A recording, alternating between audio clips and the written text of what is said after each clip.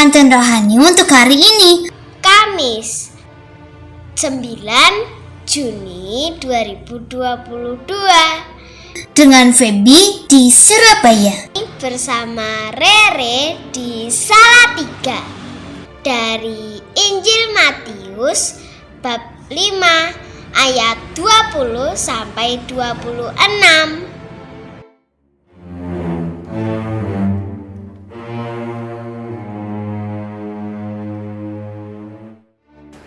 Saudara-saudari pencinta Sabda Allah yang terkasih, kita berjumpa lagi dalam Gema Santo Andrews Jansen edisi Kamis 9 Juni 2022. Hari ini kita akan merenungkan Injil Matius bab 5 ayat 20 sampai 26.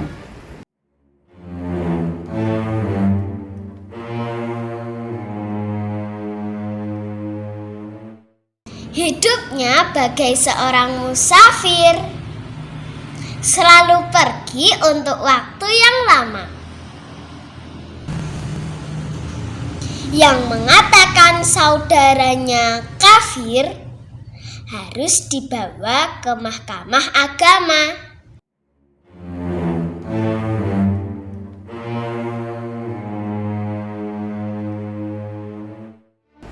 Saudara-saudari yang terkasih, apa tanda seseorang yang hidup keagamannya benar?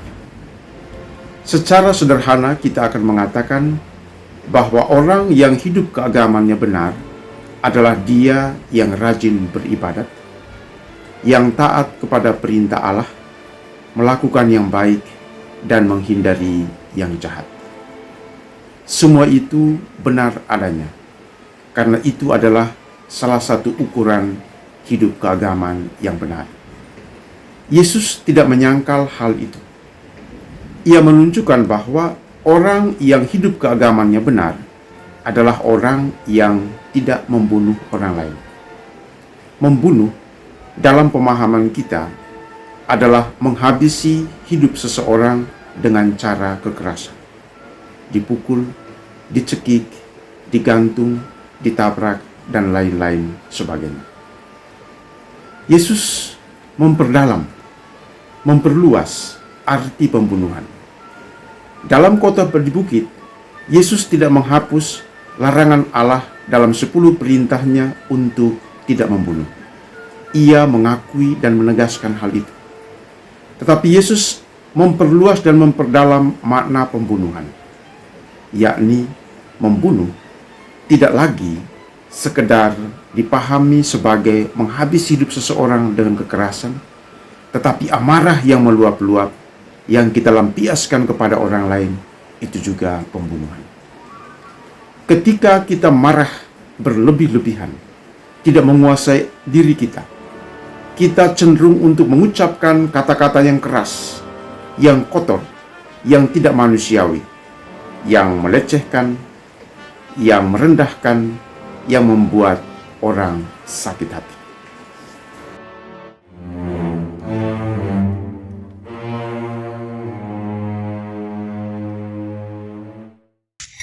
dikelilingi oleh pegunungan hingga jadi desa yang indah permai.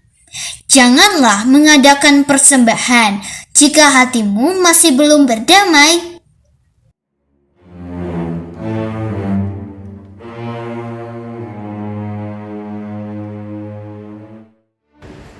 Amarah yang disertai dengan kata-kata yang keras, kotor, tidak benar, tidak manusiawi, membuat orang lain menderita, tersakiti, mati semangat, dan bisa dendam.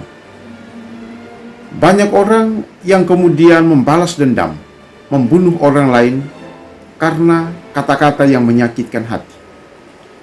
Banyak orang yang hidup dalam konflik, permusuhan sampai mati dan tidak memaafkan karena kata-kata yang diterima dari orang-orang dekat sungguh amat menyakitkan. Ada kaitan antara amarah dan kata-kata yang keras yang tidak manusiawi.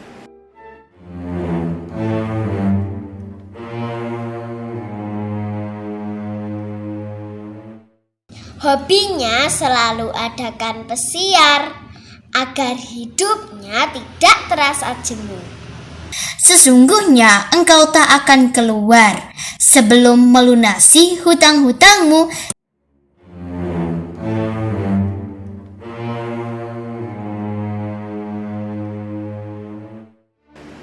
Karena itu, melalui Injil hari ini, Yesus mengajak kita untuk pertama-tama mengontrol amarah kita.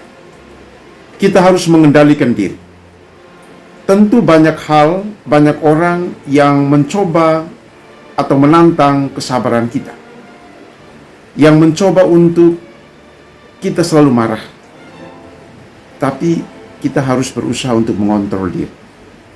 Sebab ketika kita tidak mampu mengontrol diri, maka kata-kata yang tidak benar, yang keras, yang tidak manusiawi, yang melecehkan, yang menyakitkan, sendirinya akan keluar dari mulut kita. Permusuhan seringkali terjadi, tak terdamaikan karena amarah yang disertai dengan kata-kata yang tidak benar. Rasul Yakobus mengingatkan kita, jika seorang menganggap dirinya beribadah, tetapi ia tidak mengekang lidahnya, maka sia-sialah ibadahnya. Salam kasih dalam Samsabda. Saya Romo Yonas Sunda SVD dari Batam. Tuhan memberkati. Et benedictio Dei Omnipotentis, Patris, et Filii, et Spiritus Sancti, descenda super vos, et maneat semper. Amen.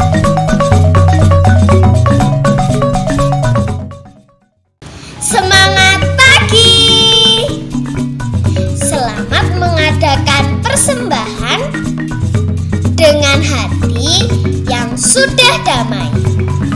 Salam seroja. Terima kasih, berkah dalam. Dadah!